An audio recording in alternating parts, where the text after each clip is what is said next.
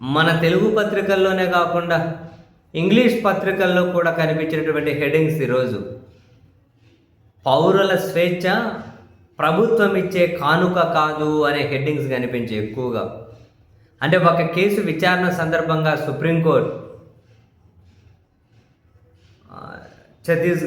ఏమంటారు హర్యానా అనుకుంటారు ఒక రాష్ట్ర ప్రభుత్వం మీద తీవ్ర ఆగ్రహాన్ని వ్యక్తం చేసిందని, ఒక పౌరుల స్వేచ్ఛ అనేది ప్రభుత్వాలు ఏదో ఇచ్చే గిఫ్టో కానుకో కాదు, ఈ దేశ రాజ్యాంగం భావ ప్రకటన పేరుతో పౌరులకు స్వేచ్ఛ ఇచ్చింది అని, అసలు ఒక ప్రభుత్వం యొక్క మొట్టమొదటి కర్తవ్యం పౌరుల స్వేచ్ఛను పౌరుల భావ ప్రకటనను కాపాడడమేనని సుప్రీంకోర్టు తీర్పు చెప్పింది అన్నది ఈ అన్ని పత్రికల్లో రాసినటువంటి వార్తల ఉద్దేశం.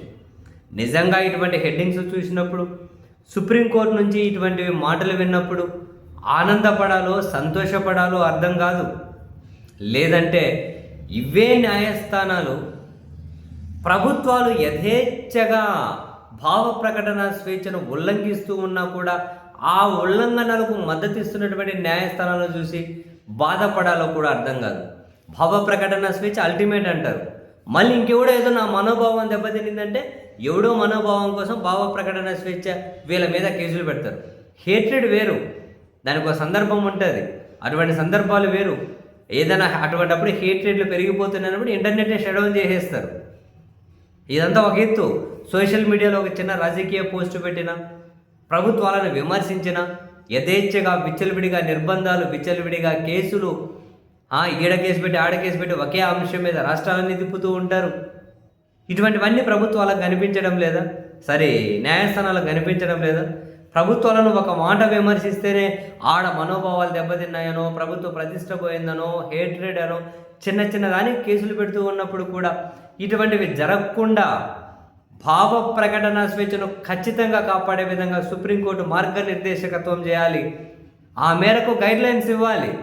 ఎవడు ఏం మాటనో కూర్చున్నా ఇంకొకరి భావ ప్రకటన ఇంకొకరి మనోభావం దెబ్బతింటుంది, నోరు తెలిసిన మనోభావం దెబ్బతింటుంది, ఈ దేవుణ్ణి ఇట్లంటే మనోభావం దెబ్బతింటుంది, ఆ మతాన్ని అట్లంటే మనోభావం దెబ్బతింటుంది, ఈ కులాన్ని అంటే మనోభావం దెబ్బతింటుంది, ప్రభుత్వాన్ని విమర్శిస్తే మనోభావాలు దెబ్బతింటాయి, మందుభావాన్ని విమర్శిస్తే మనోభావాలు దెబ్బతింటాయి, ఎవరిని విమర్శించినా ఒకరి మనోభావం దెబ్బతింటూనే ఉంటుంది.